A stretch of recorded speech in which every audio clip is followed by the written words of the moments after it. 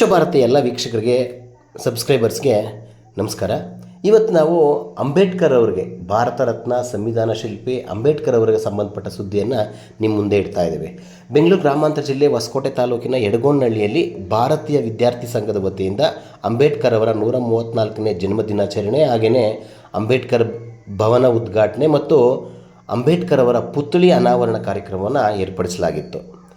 ಹೊಸಕೋಟೆ ಶಾಸಕರಾದ ಶರತ್ ಬಚ್ಚೇಗೌಡರು ಪುತ್ಥಳಿ ಅನಾವರಣಗೊಳಿಸಿದರೆ, ಬೋಧಿರತ್ನ ಬಂತೇಜಿ ನಳಂದ ಬುದ್ಧ ವಿಹಾರ ಮೈಸೂರು ಇವರು ಕಾರ್ಯಕ್ರಮದಲ್ಲಿ ನೆರೆದಿದ್ದ ಸಾವಿರಾರು ಜನಕ್ಕೆ ಆಶೀರ್ವಚನ ನೀಡಿದರು. ಇದೇ ವೇಳೆ ಶರತ್ ಬಚ್ಚೇಗೌಡರು ಮಾತನಾಡಿ, ಸಮಾಜದ ಹರಿಕಾರರು ಎಲ್ಲ ಜನರನ್ನ ಸಮಾನವಾಗಿ ಕಾಣಬೇಕು ಅಂಥೇಳಿ ಕರೆ ಕೊಟ್ಟಂತಹ ಅಂಬೇಡ್ಕರ್ ಅವರ ಆದರ್ಶಗಳನ್ನು, ದೇವೋದ್ದೇಶಗಳನ್ನು ಪ್ರತಿಯೊಬ್ಬರು ಅನುಸರಿಸಬೇಕು. ಹಾಗೆಯೇ ಜಮ್ಮು ಕಾಶ್ಮೀರದ ಪೆಹಲ್ಗಾಮ್ ಉಗ್ರ ದಾಳಿನ ಖಂಡಿಸಿ ಯಾವ ಕಾರಣಕ್ಕೂ ಈ ಘಟನೆಯನ್ನು ರಾಜಕೀಯಗೊಳಿಸಬಾರ್ದು. ದೇಶದ ಪ್ರತಿಯೊಬ್ಬರು ಪಕ್ಷಭೇದ, ಜಾತಿ, ಧರ್ಮಗಳ ಭೇದಗಳನ್ನು ಮರೆತು ಒಗ್ಗಟ್ಟಾಗಿ ಟೆರರಿಸಮ್ನ ಮಟ್ಟ ಹಾಕಬೇಕು ಅಂತ ಕರೆ ನೀಡಿದರು. ಇದೇ ವೇಳೆ ಯಡಗೋನಹಳ್ಳಿ ಗ್ರಾಮಸ್ಥರು ಅಂಬೇಡ್ಕರ್ ಪುತ್ಥಳಿ ಅನಾವರಣ ಕಾರ್ಯಕ್ರಮದ ಬಗ್ಗೆ ಸಂತಸವನ್ನು, ಮೆಚ್ಚುಗೆಯನ್ನು ವ್ಯಕ್ತಪಡಿಸಿದ್ದಾರೆ. ಹೊಸಕೋಟೆ ತಾಲೂಕಾದ್ಯಂತ ನಾವೇನು ಬಾಬಾ ಸಾಹೇಬ್ ಅಂಬೇಡ್ಕರ್ ಅವರ ಜಯಂತ್ಯೋತ್ಸವನ ಆಚರಣೆ ಮಾಡಿದ್ರಿ, ಅದರ ಪ್ರಯುಕ್ತವಾಗಿ ಇವತ್ತು ಯಡಗೋನಹಳ್ಳಿ ಗ್ರಾಮದಲ್ಲಿ, ನಮ್ಮಲ್ಲಿ ಈ ಗ್ರಾಮದಲ್ಲಿ ಒಂದು ದೊಡ್ಡ ಸಂಖ್ಯೆಯಲ್ಲಿ ನಮ್ಮ ಪರಿಶಿಷ್ಟ ಜನಾಂಗದ ಜನ ಇರೋದ್ರಿಂದ ಇಲ್ಲೊಂದು, ಈ ಹಿಂದೆ ಕೂಡ ಬಾಬಾ ಸಾಹೇಬ್ ಅಂಬೇಡ್ಕರ್ ಭವನವನ್ನೇ ನಾವು ಕಟ್ಸ್ಕೊಟ್ಟಿದ್ವಿ. ಅದ್ರ ಜೊತೆಗೆ ಇವತ್ತು ಗ್ರಾಮಕ್ಕೆ ಒಂದು ಪುತ್ಥಳಿ ಕೂಡ ಬೇಕು ಅಂತ ಒಂದು ಗ್ರಾಮಸ್ಥರ, ನಮ್ಮ ಇಲ್ಲಿರ್ತಕ್ಕಂಥ ಎಲ್ಲ ಮುಖಂಡರ ಒಂದು ಮನವಿ ಏನಿತ್ತು. ನಾವಿವತ್ತು ಹೊಸಕೋಟೆ ನಗರದಲ್ಲಿ ಬಾಬಾ ಸಾಹೇಬ್ ಅಂಬೇಡ್ಕರ್ ಅವರ ಭವನದ ಮುಂದೆ ಯಾವ ರೀತಿಯಾದಂಥ ಪುತ್ಥಳಿನ ಅನಾವರಣ ಮಾಡಿದಿರೋ ಅಂಥ ಮಾದರಿಯ ಪುತ್ಥಳಿನೇ ಇವತ್ತು ಯಡಗೋನಹಳ್ಳಿ ಗ್ರಾಮದಲ್ಲಿ ಕೂಡ ನಾವು ಇವತ್ತು ಅನಾವರಣ ಮಾಡಿ ಒಂದು ಹಬ್ಬದ ವಾತಾವರಣನ ಇವತ್ತು ನಾವು ಈ ಗ್ರಾಮದಲ್ಲಿ ಜಾತ್ಯತೀತವಾಗಿ, ಧರ್ಮಾತೀತವಾಗಿ ಎಲ್ಲರೂ ಕೂಡ ಒಗ್ಗಟ್ಟಾಗಿ ಸೇರಿ ಆಚರಣೆ ಮಾಡ್ತಾ ಇದ್ದೀವಿ. ಇವತ್ತು ನಾವೆಲ್ಲರೂ ಕೂಡ ಒಪ್ಕೊಂಡಿರ್ತಕ್ಕಂಥದ್ದನ್ನೇ ಇವತ್ತು ನಮ್ಮ ಪ್ರಜಾಪ್ರಭುತ್ವ ಆಗಿರ್ಬೋದು, ನಮ್ಮ ಸಂವಿಧಾನ ಆಗಿರ್ಬೋದು, ಇವೆಲ್ಲವತ್ತರಲ್ಲೂ ಕೂಡ ಬಾಬಾ ಸಾಹೇಬ್ ಅಂಬೇಡ್ಕರ್ ಅವರ ಒಂದು ಮಹತ್ವವಾದಂಥ ಒಂದು ಕೊಡುಗೆ ಇದೆ. ಆ ಕೊಡುಗೆಯ ಆಧಾರದ ಮೇಲೆ ಇವತ್ತು ಬೇರೆ ಬೇರೆ ದೇಶಗಳಲ್ಲಿ, ಬೇರೆ ಬೇರೆ ರಾಷ್ಟ್ರಗಳಲ್ಲಿ ನಾನಾ ರೀತಿಯಾದಂಥ ಪ್ರಜಾಪ್ರಭುತ್ವಗಳಿದ್ದು, ಇವತ್ತು ನಮ್ಮ ಲಿಖಿತವಾದಂಥ ಒಂದು ಸಂವಿಧಾನ ಏನಿದೆ, ವಿಶ್ವದಲ್ಲೇ ಅತ್ಯಂತ ದೊಡ್ಡ ವಿಸ್ತೃತವಾದಂಥ ಒಂದು ಲಿಖಿತವಾದಂಥ ಪ್ರಜಾಪ್ರಭುತ್ವನ ಒಂದು ಸಂವಿಧಾನನ ಬಾಬಾ ಸಾಹೇಬ್ ಅಂಬೇಡ್ಕರ್ ಅವರ ಈ ದೇಶಕ್ಕೆ ಕೊಟ್ಟಿದ್ದಾರೆ. ಆ ಒಂದು ಭದ್ರ ಅಡಿಪಾಯದಲ್ಲಿ, ಭದ್ರ ಬುನಾದಿಯ ಅಡಿಯಲ್ಲಿ ಇವತ್ತು ಈ ದೇಶ ಪ್ರಗತಿಯ ಪಥದಲ್ಲಿ ಇವತ್ತು ಸಾಗಿಕೊಂಡು ಹೋಗ್ತಾ ಇದೆ. ಪ್ರಥಮವಾಗಿ ಒಂದೇನಂದರೆ, ಇದು ಪಹಲ್ಗಾಮಲ್ಲಿ ಆಗಿರ್ತಕ್ಕಂಥ ಏನು ಅನಾಹುತ ನಮ್ಮೆಲ್ಲರ ದೇಶದಲ್ಲಿರ್ತಕ್ಕಂಥ 140 ಕೋಟಿ ಜನಕ್ಕೂ ಕೂಡ ದುಃಖ ತಂದಿರತಕ್ಕಂಥದ್ದು, ಒಂಥರದಲ್ಲಿ ತಲೆ ಬಾಗಿಸಂಥ ರೀತಿಯಲ್ಲಿ ನಮಗೆಲ್ಲರಿಗೂ ಕೂಡ ಆಗಿರ್ತಕ್ಕಂಥದ್ದು.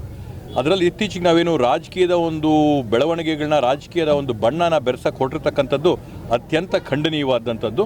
ಅರವಿಂದ್ ಬೆಲ್ಲದವ್ರು ಅಂದಿರ್ತಕ್ಕಂಥ ಮಾತುಗಳಾಗಿರ್ಬೋದು, ತೇಜಸ್ವಿ ಸೂರ್ಯ ಅವರು ಆಡಿರ್ತಕ್ಕಂಥ ಮಾತುಗಳಾಗಿರ್ಬೋದು, ಬೇರೆ ಬೇರೆ BJP ನಾಯಕರುಗಳಾಗಿರ್ತಕ್ಕಂಥ ಮಾತನ್ನು ನಾವು ನೋಡಿದ್ರೆ, ಇವತ್ತು ಪೆಹಲ್ಗಾಮಲ್ಲಿ ಆದಂಥ ಒಂದು ಟೆರರ್ ಅಟ್ಯಾಕಿಂದ ಇಲ್ಲಿ ನಮ್ಮ ರಾಜ್ಯದಲ್ಲಿರ್ತಕ್ಕಂಥ ಜನರಿಗೂ ಯಾವ ಸಂಬಂಧ ಇದೆ? ಮೂಲಭೂತವಾಗಿ ಇದು ಕೇಂದ್ರ ಸರ್ಕಾರದ ಇಂಟೆಲಿಜೆನ್ಸು, ಗುಪ್ತಚರ ಇಲಾಖೆಯ ಒಂದು ವೈಫಲ್ಯ ಅಂತ ಹೇಳಬೇಕಾಗ್ತದೆ. ಬಾಬಾ ಸಾಹೇಬ್ ಅಂಬೇಡ್ಕರ್ ಅವರು ನಮಗೊಬ್ಬರಿಗೆ ಸೀಮಿತ ಇಲ್ಲ, ಎಲ್ಲರಿಗೂ ಸೀಮಿತ. ಬಾಬಾ ಸಾಹೇಬ್ ಅಂಬೇಡ್ಕರ್ ಅವ್ರಿಗೂ ನಮಗೆ ಅವ್ರಿಗೆ ಅನ್ನೋದು ಕೀಳುಬೇಳೆ ಏನಿಲ್ಲ, ಎಲ್ಲರಿಗೂ ಒಂದೇ ಇದರಲ್ಲಿ ಸಂವಿಧಾನವನ್ನು ಬರೆದಿದ್ದಾರೆ. ಹಾಗಾಗಿ ಒಂದು ಹೂವಾಗಿ, ಒಂದು ಹೂವು, ಮಲ್ಲಿಗೆ ಹೂವಾಗಲಿ, ಸಂಪಿಗೆ ಹೂವಾಗಲಿ, ಆ ವಾಸನೆ, ಸುಗಂಧ ಯಾವ ಥರ ಅರಳ್ತಾ ಇದೆಯೋ ನಮ್ಮ ಬಾಬಾ ಸಾಹೇಬ್ ಅಂಬೇಡ್ಕರ್ ಅವರು ಆ ಥರ ಎಲ್ಲರಿಗೂ ಅರಳಿದ್ದಾರೆ ವಿನಃ ಯಾರಿಗೂ ಏನು ಆ ಥರ ಮಾಡಿಲ್ಲ. ಜೈ ಭೀಮ್, ಜೈ ಕನ್ನಡ. ಭಾರತ ದೇಶದಲ್ಲಿ ಬಾಬಾ ಸಾಹೇಬ್ ಅಂಬೇಡ್ಕರ್ ಅವರ ಒಂದು ಸಂವಿಧಾನ ಒಂದು ಜಾತಿ, ಧರ್ಮ ಎಲ್ಲದಕ್ಕೂ ಸಮಾನತೆಯನ್ನು ತಂದುಕೊಡುವಂಥ ಒಂದು ಬಾಬಾ ಸಾಹೇಬ್ ಅಂಬೇಡ್ಕರ್ ಅವರ ಒಂದು ಸ್ಟ್ಯಾಚ್ಯೂ ಮತ್ತು ಆ ಭವನಕ್ಕೆ ನಿವೇಶನವನ್ನು ನಾನು ನನ್ನ ಹೃದಯಪೂರ್ವಕವಾಗಿ ದಾನವಾಗಿ ನಾನು ನೀಡಿರುತ್ತೇನೆ. ಇದು ನನಗೆ ತುಂಬ ಸಂತೋಷದ ಸುದ್ದಿಯಾಗಿದೆ.